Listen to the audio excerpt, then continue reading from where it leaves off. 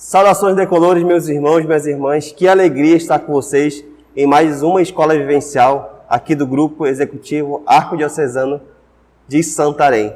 Hoje, terça-feira, 6 de julho, nossa primeira escola vivencial do mês de julho, dessa época de férias. E é uma alegria estar com vocês aqui para mais uma escola de formação, para que nós possamos cada vez mais estar aprendendo sempre aquilo que é o objetivo da nossa escola de formação, nossa escola vivencial, que é não somente a nossa ação, mas a nossa ação, a nossa oração e principalmente a nossa formação. E para a gente iniciar essa escola de uma forma bastante alegre e bonita, eu gostaria de convidar nossos irmãos lá do Núcleo do Santíssimo para a nossa abertura, para o nosso momento devocional. É com vocês, meus irmãos. Boa noite, meus irmãos. Mais um encontro da nossa escola vivencial. Nesse momento, afastados um dos outros, mas juntos no amor e na perseverança. Iniciamos hoje mais este encontro com o sinal da nossa fé.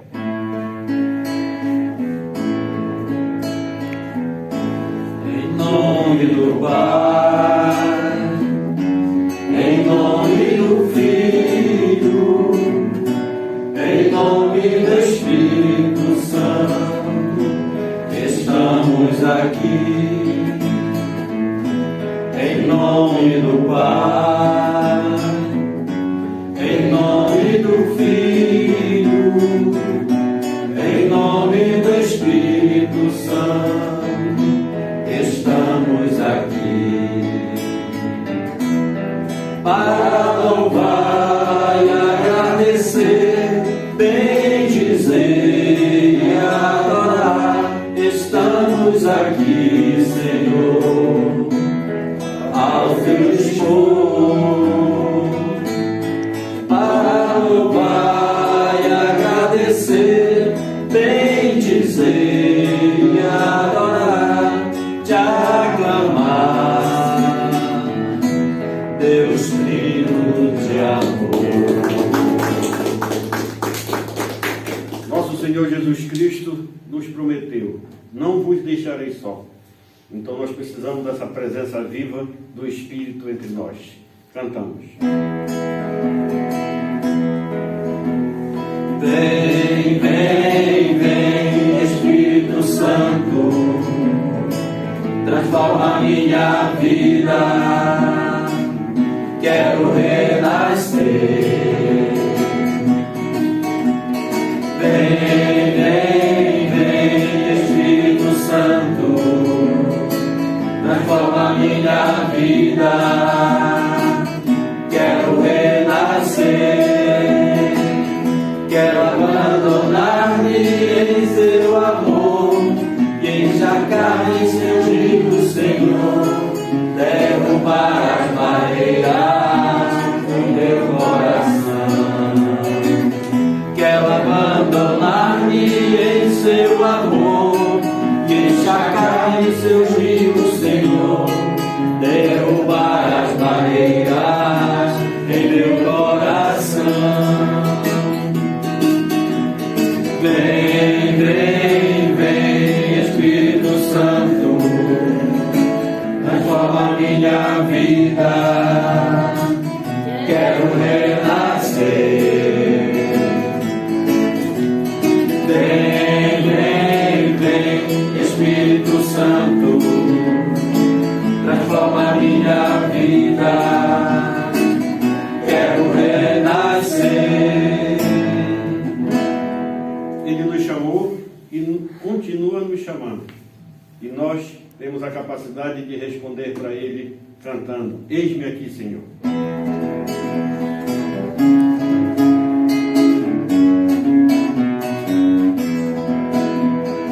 Eis-me aqui, Senhor, eis-me aqui, Senhor, para fazer tua vontade, para viver no teu amor, para fazer tua vontade, para viver no teu amor. Eis-me aqui, Senhor. O Senhor é o pastor que me conduz por caminhos nunca vistos, me enviou. Sou chamado a ser fermento, sal e luz, e por isso respondi: aqui estou, eis-me aqui, Senhor, eis-me aqui, Senhor, para fazer tua vontade, para viver no teu amor, para fazer tua vontade, para viver no teu amor, eis-me aqui, Senhor. E depois ele gravou uma canção e ungiu como profeta e trovador da história e da vida do meu povo. E por isso respondi: aqui estou, eis-me aqui, Senhor, eis-me aqui, Senhor, para fazer tua vontade, para viver no teu amor, para fazer tua vontade, para viver no teu amor, eis-me aqui, Senhor. Precisamos caminhar em busca da nossa salvação. No período que nós caminhamos, nós cometemos nossas falhas, mas nós admitimos que somos vencedores e que nós temos que lutar contra tudo aquilo que nos persegue. Reconhecendo que somos pecadores, vamos, no fundo de nossos corações, meditar e refletir sobre a transformação da nossa vida e pedindo perdão por aquilo que nós cometemos de errado.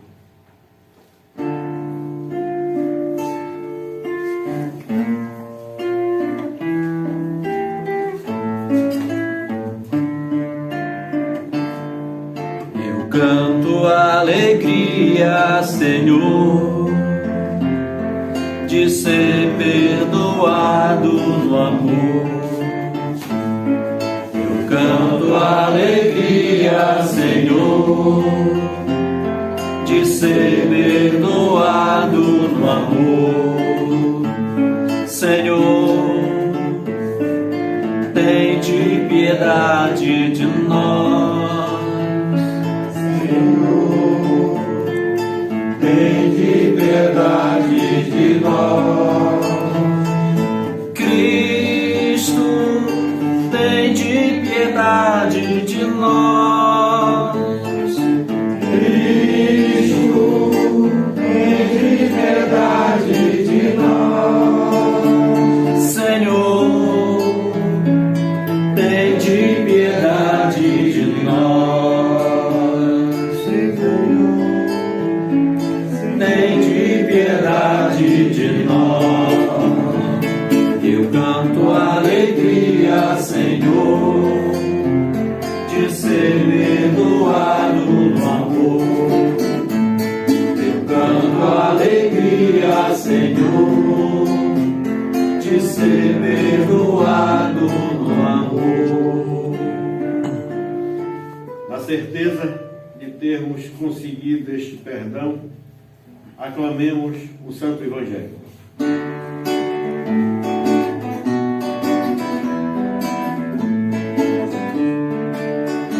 Aleluia, aleluia, aleluia, aleluia, aleluia, aleluia. Oxalá ouvistes hoje a sua voz, não fecheis os corações como em Meriba. Aleluia, aleluia, aleluia, aleluia, aleluia, aleluia.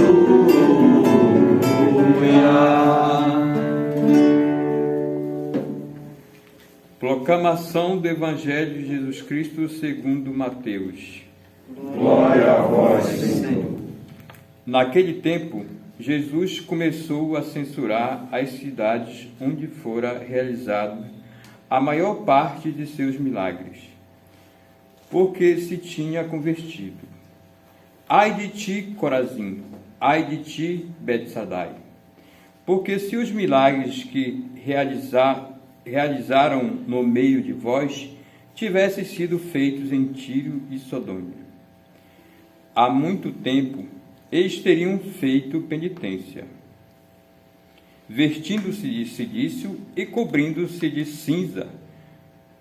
Pois bem, eu vos digo, no dia do julgamento, Tiro e Sodônia serão tratados com menos dureza que vós.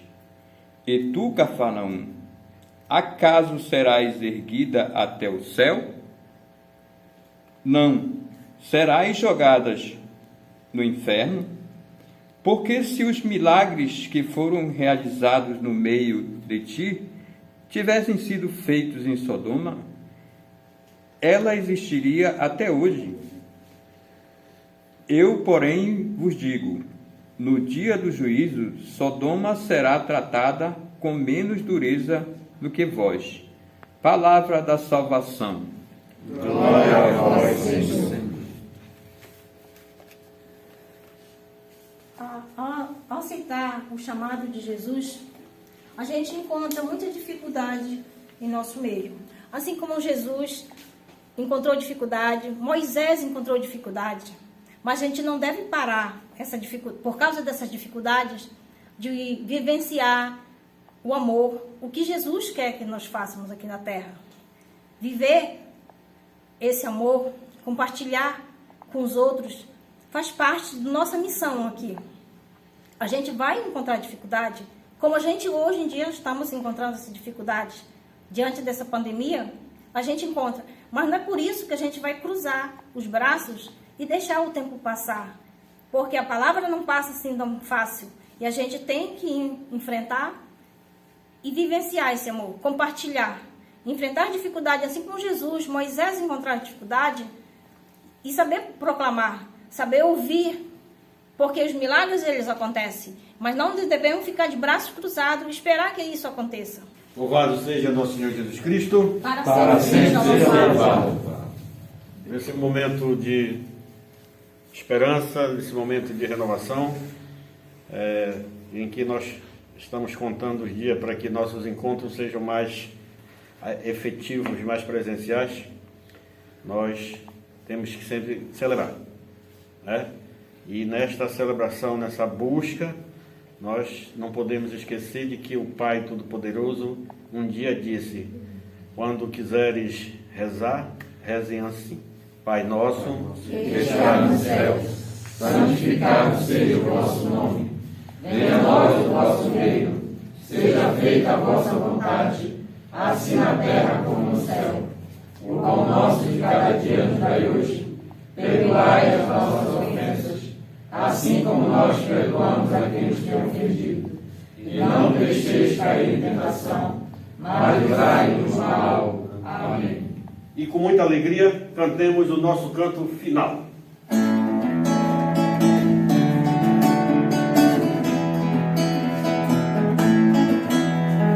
De colores será a primavera florindo o caminho. De colores são todas as aves, são os passarinhos. De colores é o arco-íris, caminho de luz. Venham todos que esse é o caminho, cantemos louvores ao Cristo na glória. Venham todos que esse é o caminho, cantemos louvores ao Cristo na glória. Viva a vida! Viva a vida! Faz o mundo ficar mais bonito no seu coração. Viva a vida! Despertar na fé ardorosa de ser bom cristão.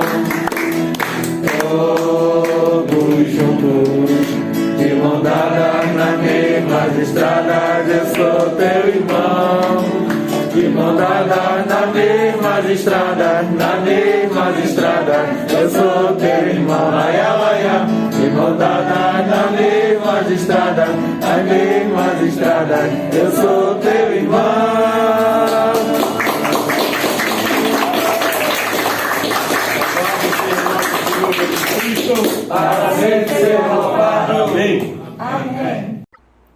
Então, muito obrigado. Agradeço de coração essa belíssima abertura da nossa escola vivencial aos irmãos do Santíssimo.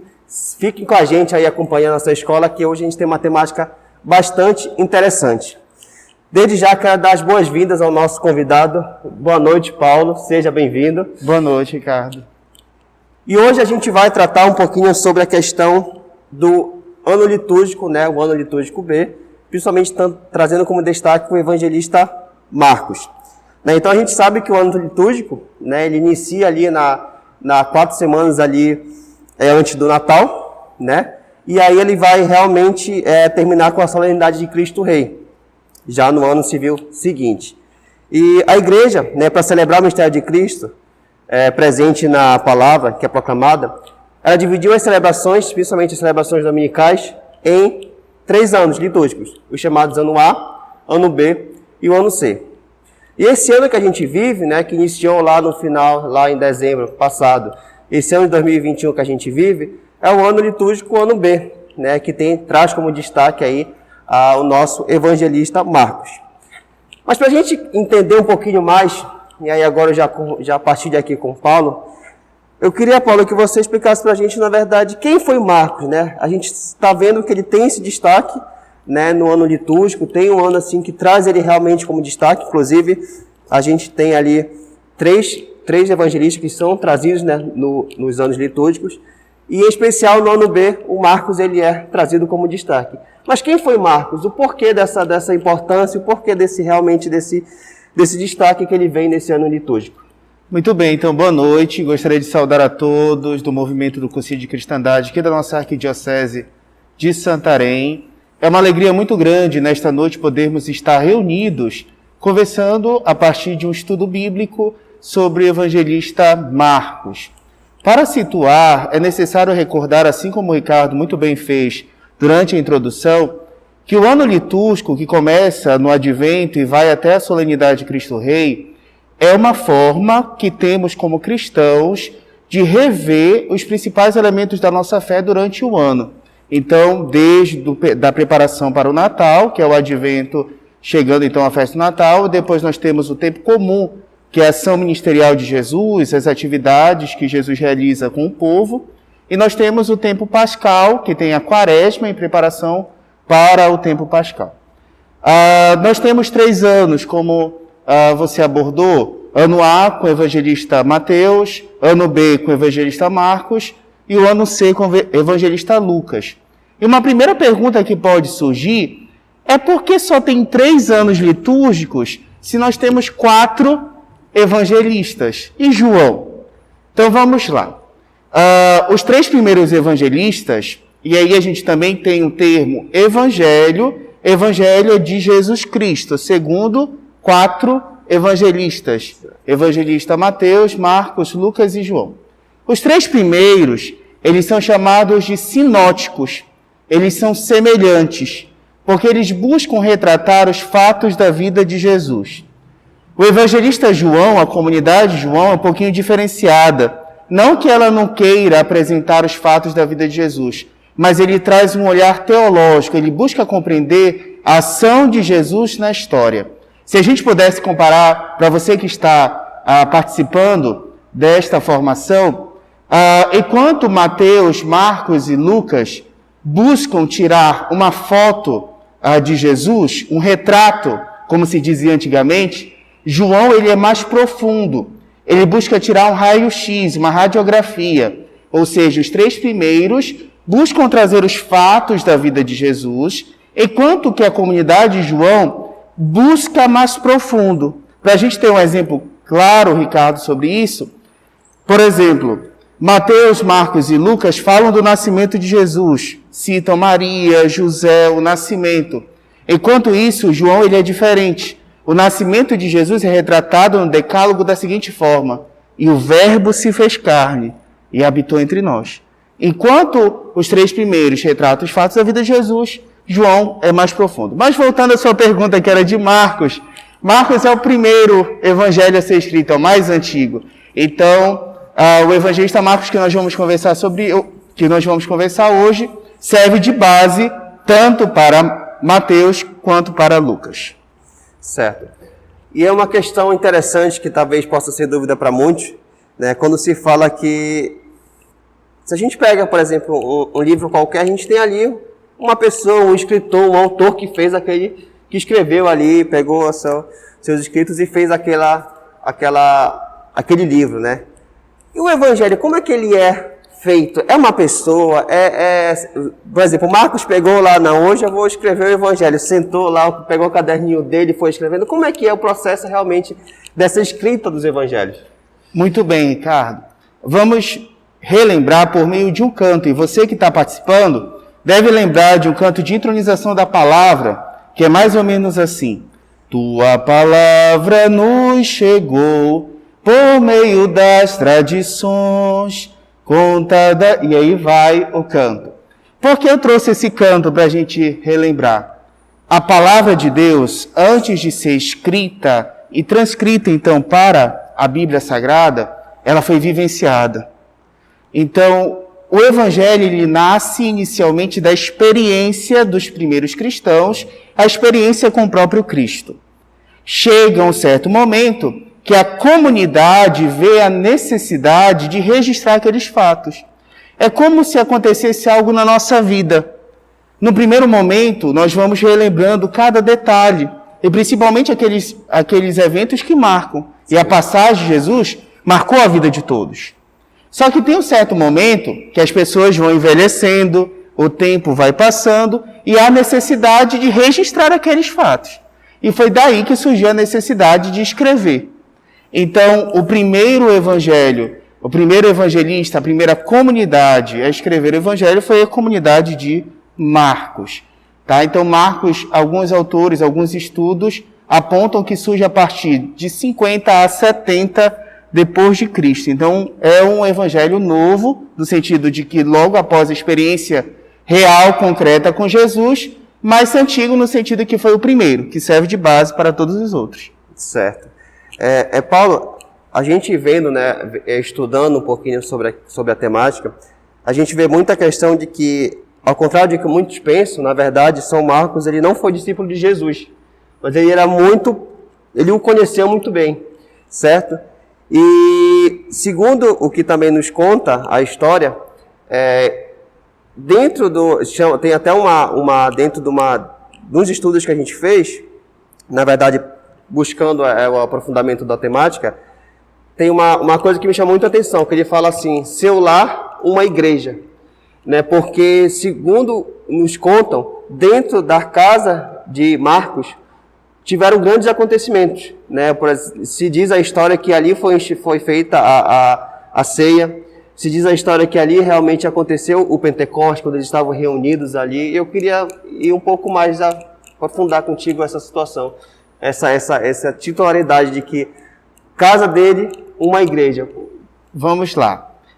Para a gente entender a importância da casa dentro do estudo bíblico, a gente precisa relembrar o termo eclésia. As primeiras comunidades, elas se reúnem nas casas. Então, as casas são um lugar de oração. Jesus vai até as casas, quando ele vai passando pelo caminho, ele vai até as casas. E os discípulos também, no primeiro momento, as comunidades cristãs, as comunidades primitivas, se reuniam nas casas, porque era um momento de perseguição, que era a perseguição aos cristãos, um momento de muito sofrimento. Então, a casa é o espaço originário. Então, Marcos, quando ele cita que a igreja, como lar, né, a casa como lar, como igreja, vem trazer esse sentido de eclésia, de que a comunidade se faz na casa. A comunidade se faz na casa. A casa é o espaço de encontro da comunidade dos cristãos. E por isso ela é tão retratada nos evangelhos, e de modo especial nas cartas de São Paulo, que também citam ele. Entendi. A gente também, lendo um pouquinho sobre o assunto, em tudo que a gente lia, tinha um destaque para a questão do missionário evangelizador que foi Marcos.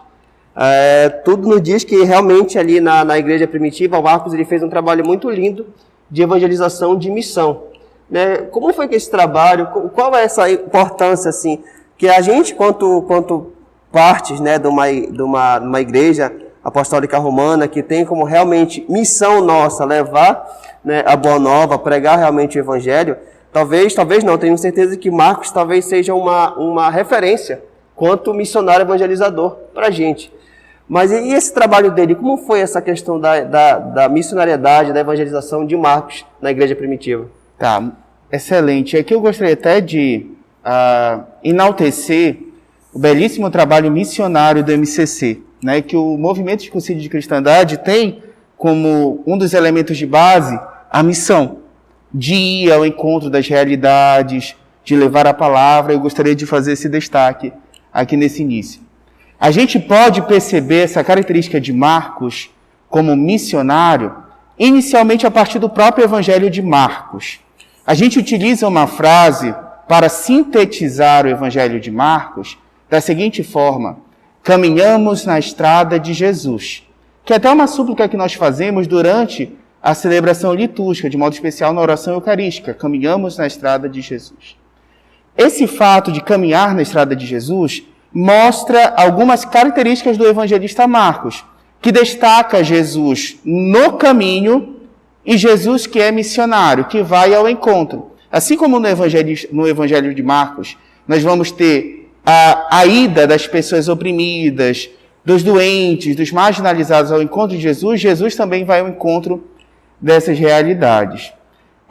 Marcos, ele faz parte daquele primeiro cenário de discípulos das comunidades, né? Nós temos as comunidades primitivas, aquele retrato que nós vemos no Atos capítulo 2, de que uma comunidade perseverante na oração, na partilha, na oração, na escuta da palavra, aquele retrato simboliza muito bem o que eram as primeiras comunidades.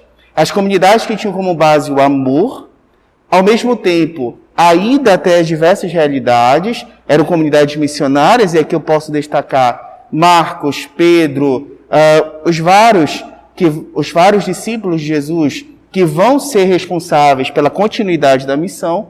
E a gente pode também destacar na questão de Marcos, que é a transmissão, assim como as pessoas que tiveram contato com Jesus se encantaram, aquele encantamento passa para os outros. Por isso que é tão importante a vida em comunidade, porque é por meio da comunidade que nós vamos nos encantando. Também no movimento é assim. Alguém chamou para fazer parte, alguém levou para se encantar. Marcos ensina isso, né, de que é necessário ser porta-voz da palavra. E interessante quando você fala que o encanto não pode apenas ficar com a gente, né? E o encanto ele deve ser realmente transmitido. Então, a partir do momento em que, em algum momento, a gente, quanto cursilistas, fomos convidados por um instrumento, alguém foi instrumento de Deus na nossa vida, nos convidou para participar do movimento e a gente realmente se encanta com toda essa evangelização, cabe a gente continuar essa missão, não ficar para a gente realmente esse encanto. E você, na sua fala, você citou Pedro, e aí eu queria até partilhar aqui, que eu também separei, lá em 1 Pedro, capítulo 5, capítulo 5, versículo, só achar aqui, que ele chama Marcos, não, 1 Pedro, ele chama Marcos de, aqui, achei. 1 Pedro, capítulo 5, versículo 13, que diz o seguinte: a comunidade que vive em Babilônia, escolhida por vocês, manda saudações. Marcos, meu filho, também manda saudações. Como era essa relação de Marcos com Pedro, ao ponto de ele chamar realmente ele de meu filho? Vamos lá relembrar a figura de São Pedro nessa comunidade. Pedro é uma grande liderança dos discípulos, dos apóstolos. Quando a gente faz os estudos bíblicos, a gente percebe que Pedro é gente como a gente. Pensa no apóstolo que pega a ralho de Jesus, é São Pedro. Um dia desse, um domingo passado, nós estávamos refletindo sobre isso. Venha ao meu encontro, Pedro. Pedro, não vai. Não tenhas medo. Não tenhas... Sai de perto, Satanás. Jesus fala para o próprio São Pedro. Pedro, tu me amas? Te amo. Ainda hoje me negarás 3 vezes. Então Pedro, ele pega muito ralho de Jesus. Mas por que ele pega tanto ralho? Porque ele é porta-voz, muitas vezes, das angústias dos outros discípulos. Então ele assume um papel de grande liderança. E essa liderança não se dá apenas no momento em que Jesus está presente na caminhada. A partir do envio em missão, que é justamente a partir do Pentecostes, onde nós temos a unção do Espírito que ilumina a vida da igreja, Pedro assume um papel de destaque nessas comunidades, como grande liderança. Tanto que o Papa é sucessor de São Pedro. E o Papa vem de pai, daquele que cuida dos seus filhos, do rebanho que lhe foi confiado. Então, por isso que Pedro também chama Marcos, como liderança das suas comunidades, de filho, não por conta da relação de parentesco, né, mas uma relação de cuidado, uma relação de lideranças das comunidades. Só me relembra que me corrija também se eu estiver errado, pelos relatos que eu estava vendo, salvo engano, em uma das missões, Marcos chegou, acredito que foi junto, mas no meio da missão parece que desistiu, tanto que ele foi tratado até como imaturo, e aí voltou para, não me recordo para onde que ele voltou, mas eu só sei que ele foi para uma missão, ainda novo, certo? Aí no meio da missão ele desistiu, voltou para a sua cidade de origem. E aí depois de muito tempo, salvo engano, foi até Pedro realmente que aceitou, chamou ele novamente para uma missão, alguma coisa do tipo. E aí foi que ele até, na leitura, diz que inicialmente Marcos foi imaturo, naquela situação de realmente não vivenciar de fato, de uma forma plena, a missão, de desistir. Mas aí Pedro, tendo esse cuidado, esse zelo e reconhecendo o Marcos como um grande potencial evangelizador, chama ele novamente para a missão, e aí tanto que ele continua ali, realmente faz essa evangelização ali. A gente poderia até recordar os fatos da vida nossa, missionário. Quantas vezes durante a nossa ação no movimento, né, todo mundo que está participando desta formação, não teve momentos que teve um certo desânimo, uma certa, no sentido da caminhada falhar, né? Muitas vezes não foi necessário alguém do movimento chegar: ei, Ricardo, por que tu não foi naquele dia? Você não ia fazer tal coisa? Durante a caminhada é necessário conduzir, orientar o rebanho. Por isso o papel das coordenações. Assim Pedro é um papel de liderança que vai conduzindo o povo, e por isso de vez em quando ele chama a atenção, ele traz de volta ao caminho, reorienta o povo. Aquela situação, né? A gente pensa que nosso trabalho dentro da igreja é um trabalho que não vai te desanimar, é um trabalho que você não vai ter tribulações, que em um momento você vai estar cansado, enfim, é interessante isso que você fala, porque muitas das pessoas também, até que nos assistem, nos ouvem agora, né, como você falou, em algum momento da caminhada, às vezes a gente não está todo o tempo 100%. Tem as coisas da vida pessoal, da vida familiar, que às vezes acaba realmente contribuindo de uma forma negativa para nossa fé ser um tanto quanto abalada ali. Mas realmente essa sua fala é bastante interessante, porque a gente se recorda realmente que quando nós nos tratamos como irmãos, né? Mano, não sei o que, meu irmãozinho, minha irmãzinha dentro do movimento, é interessante quando as pessoas chegam e dizem: poxa, senti tua falta naquela ação. Pô, a gente teve uma ação lá no PNCE, por que você não foi? Né? Então é interessante, aí perfeitamente essa analogia que você fez. Muitas das vezes ali, naquele nosso irmão, é uma figura de Pedro para a gente, quanto Marcos, né, quanto discípulos missionários que somos. Uma outra curiosidade, Paulo, que eu queria ver contigo, é que a gente vê nos escritos que tem muita referência da questão da simbologia do leão, fazendo referência a Marcos. O porquê dessa figura do leão ali? Certo, então, cada evangelista tem um símbolo para representar. Quando nós representamos Marcos como leão, alguns estudos apontam por conta que no início do seu relato do Evangelho de Marcos, nós temos a figura de João Batista, apresentada como uma voz que clama no deserto. Então, dessa voz que clama, nós podemos fazer essa relação com o leão, mas ao mesmo tempo representando a partir da Páscoa de Jesus, né? Nós temos Jesus que se apresenta como rei, né? E o reinado de Jesus se apresenta dentro do cenário da Páscoa, né? O querigma, o anúncio da Boa Nova, traz esse relato também de Jesus como rei. E nós temos o leão como rei da selva, né? Então a gente pode fazer essa correlação. Certinho. O interessante é que às vezes muitas pessoas têm essa dúvida ou têm essa mentalidade de que quando se fala da questão do Evangelho, né, segundo Marcos, tem a ideia de que realmente foi Marcos quem escreveu, onde na verdade, quando se fala de Marcos, está se falando da comunidade de Marcos, né? O que isso quer dizer para a gente? Muito bem. Quando a gente fala que é importante destacar que não é uma pessoa que escreve, mas uma comunidade, é para apresentar que também a Bíblia, ela tem por trás mãos humanas. A Bíblia, a palavra de Deus, inspirada por Deus, mas ela é escrita por mãos humanas. E quem fala tem uma finalidade.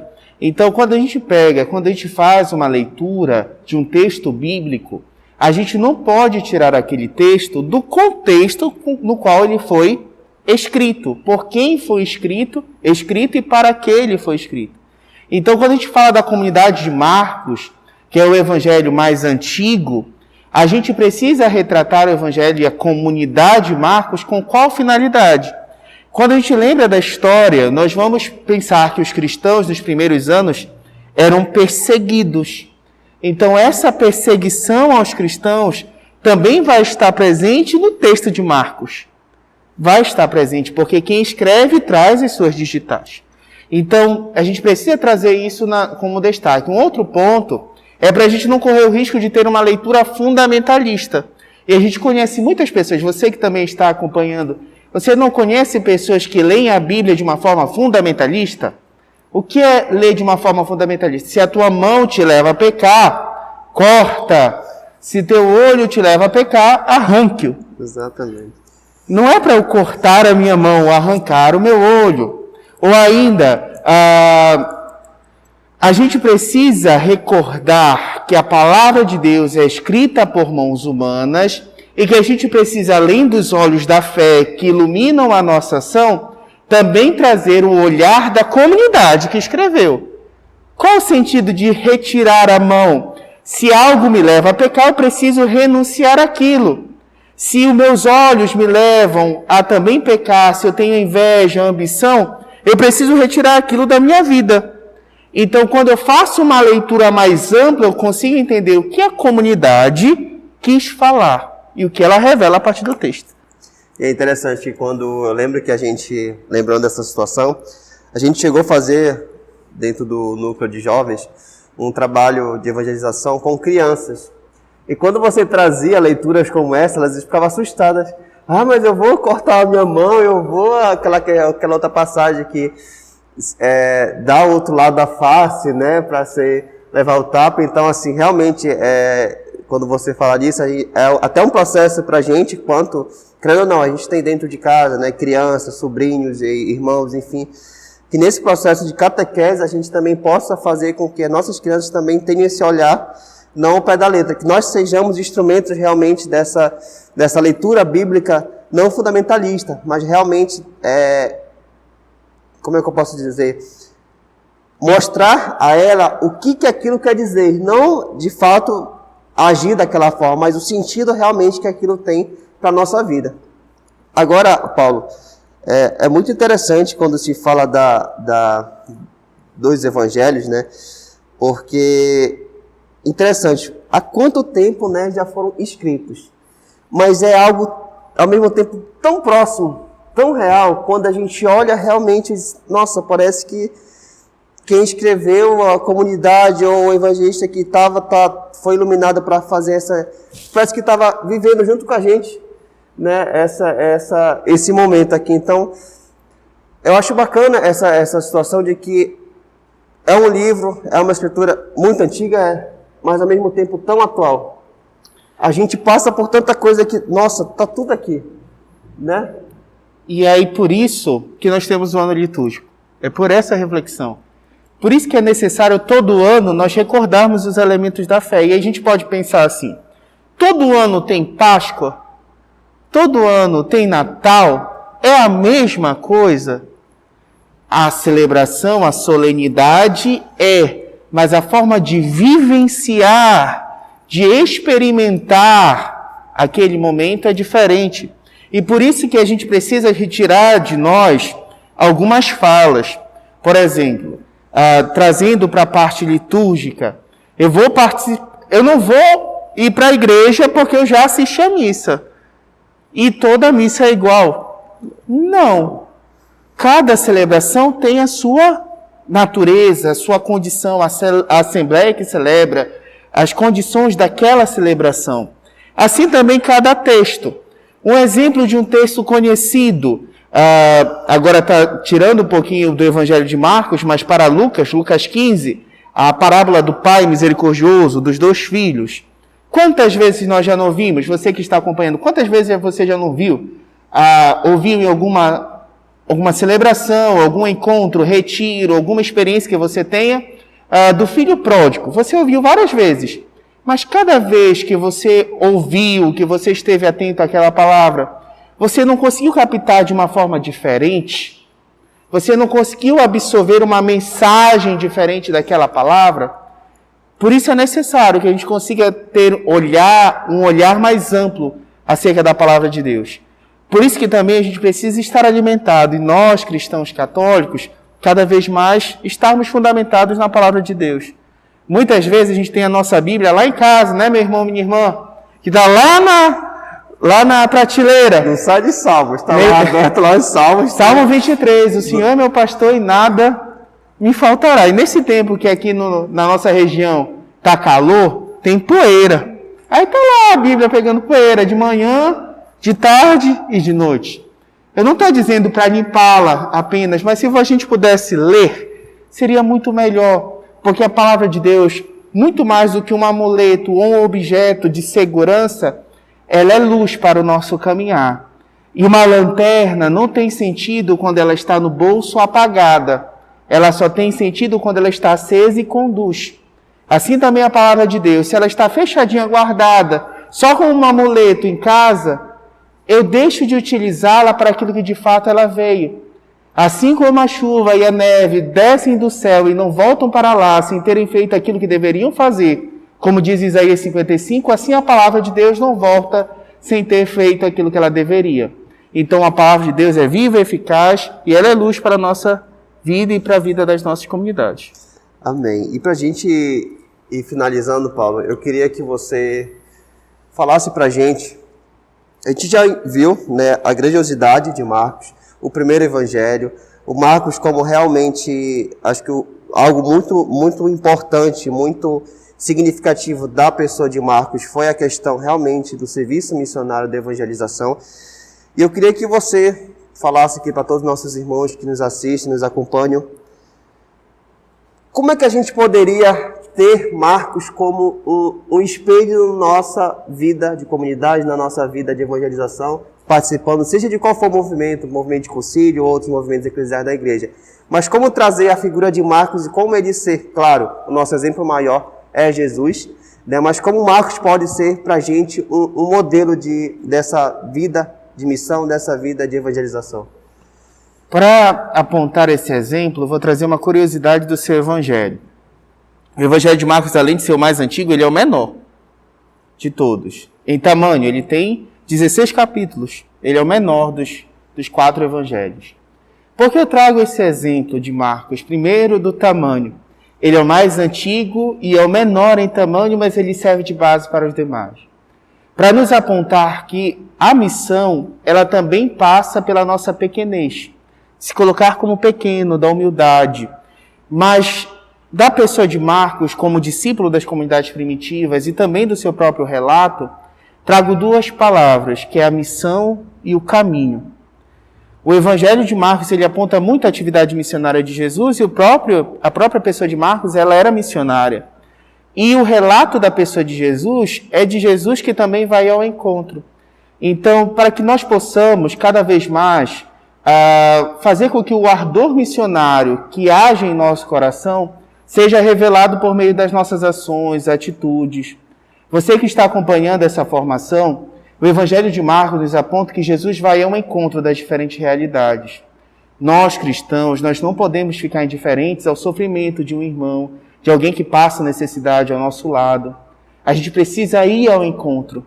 Primeiro para levar a palavra, que é alimento, e também para ser presença. Presença como igreja, presença acima de tudo como irmãos. Então, o Evangelho de Marcos ele aponta essa missionariedade que deve ser esse cultivo cada vez mais forte da missão, que é uma exigência de cada um de nós, como cristãos, e ao mesmo ponto de se colocar a caminho, a serviço, alguém que não fica parado, está em movimento, em missão.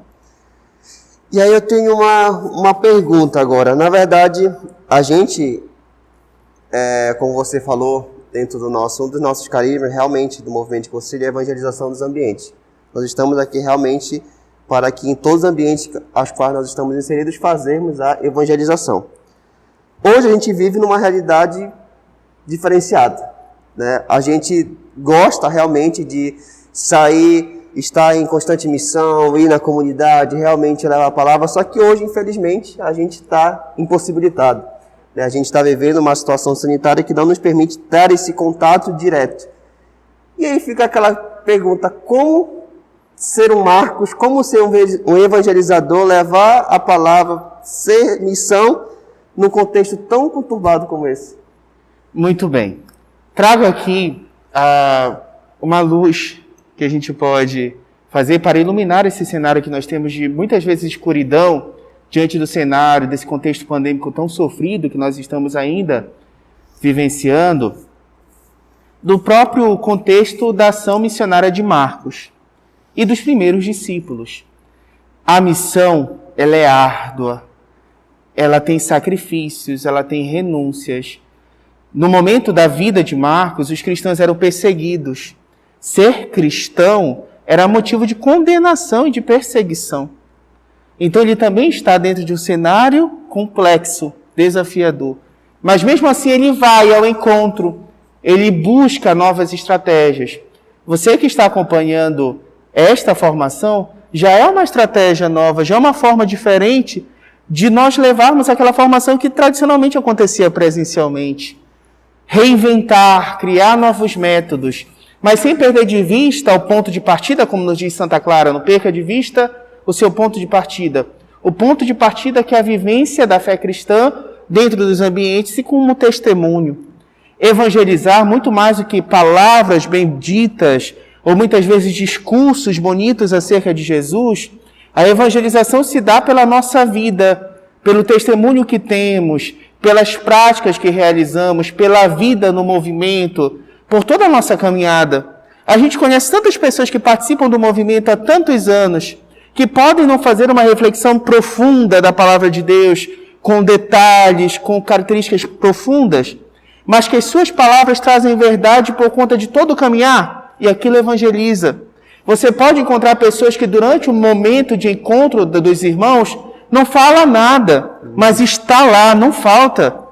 É presença, isso é evangelizar. Então, que a gente possa cada vez mais valorizar os sinais que nós temos da presença de Deus em nossa vida, mesmo diante desse cenário. Que em meio à escuridão a gente não possa tampar os olhos para as luzes que se apontam. E com certeza, nesse momento, existem luzes. Com certeza. Obrigado, Paulo. É verdade que você fala quando... E a gente sempre também bate muito dentro do movimento a questão do testemunho, né? A questão que realmente o testemunho arrasta. Tem pessoas mais antigas no movimento que a gente vê que não são pessoas que estão diretamente ali pregando a palavra, falando, mas o modo de viver, o modo de agir, o carinho que tem por aquilo que faz na sua comunidade, no seu movimento, vale muito mais do que palavra. Que a gente olha realmente para aquela pessoa como realmente um testemunho vivo ali, que a gente possa realmente ter como exemplo, como reflexo. Isso é bastante interessante. Então, com certeza, não tenho mais do que palavras bonitas e benditas, é o testemunho realmente de vida bem vivido. Então, desde já, Paulo, eu te agradeço muito a disponibilidade de estar com a gente nesse momento, partilhando um pouquinho da sua experiência, da sua vivência, dos seus estudos quanto à questão da Bíblia. Para a gente isso é muito enriquecedor. Eu digo que a gente me coloca, a gente até conversava no início antes do início da escola, realmente aqui nos bastidores, de que a gente precisa realmente, a gente só pode falar daquilo que a gente conhece. Então é impossível eu querer falar alguma coisa se eu não conheço. Então é impossível a gente querer falar da nossa fé cristã, da nossa fé católica, se a gente não conhece realmente, não se aprofunda, não vai realmente buscar esse conhecimento. E eu te agradeço muito por, apesar de, não sei, 30, 40 minutos que a gente passou aqui juntos, mas com certeza foi muito enriquecedor. E eu te agradeço de verdade pela disponibilidade. A gente agradece o convite. É sempre uma alegria poder compartilhar com este movimento que a gente tanto admira, que é o movimento de Cursilho de Cristandade, que faz uma ação missionária tão bonita na nossa arquidiocese. Ao mesmo tempo, nós mandamos o nosso abraço, o nosso carinho a todas as pessoas que estão acompanhando, que conseguiram acompanhar durante toda a formação, que estão atentas, muitas vezes fazem suas anotações em casa, para poder guardar, registrar todos os detalhes. Então, isso é muito importante. A palavra de Deus é um tesouro, e cada vez que a gente abre e se aprofunda, a gente vai se enriquecendo, mas enriquecendo com a graça de Deus, que parte dela. Então, para a gente encerrar esse momento que foi muito válido, um momento realmente de grandioso, que a gente realmente sai alimentados da palavra, do conhecimento, eu queria te convidar, Paulo, a fazermos um momento de uma oração final, para nós encerrarmos de uma forma muito bonita esse momento nosso aqui. Muito bem. Então, você que está nos acompanhando, você que está em casa, você que está onde você estiver acompanhando esta formação, fique de pé. Se você estiver com sua família em sua casa, deem as mãos e rezemos juntos, primeiramente, a oração que nos faz irmãos. Pai nosso, que estás nos céus, santificado seja o vosso nome. Venha a nós o vosso reino, seja feita a vossa vontade, assim na terra como no céu. O pão nosso de cada dia nos dai hoje. Perdoai-nos as nossas ofensas, assim como nós perdoamos a quem nos tem ofendido. E não nos deixeis cair em tentação, mas livrai-nos do mal. Pois vosso é o reino, o poder e a glória para sempre. O Senhor esteja convosco. Ele está no meio de nós. A nossa proteção está no nome do Senhor, que fez o céu e a terra. Abençoe-vos Deus, que é comunidade, Ele que é Pai, Filho e Espírito Santo. Amém. A alegria do Senhor seja sempre nossa força. Fiquemos em paz, que o Senhor sempre nos acompanhe. Graças a Deus. E a gente encerra esse momento, com aquela frase que a gente tem no nosso hino oficial no movimento de Cursilha. Cristo deu a vida para nos salvar. Ai de mim se eu não evangelizar. Que assim como Jesus, nosso maior exemplo, assim como Marcos, que a gente aprendeu um pouquinho hoje, nós possamos também continuar nessa nossa caminhada missionária e evangelizando, levando a palavra a quem precisa. Uma boa noite a todos vocês, meus irmãos, uma abençoada semana, um abençoado mês de julho, que seja um mês repleto de muitas alegrias, muitas bênçãos na vida de cada um de vocês. Fiquem com Deus e até a próxima Escola Vivencial.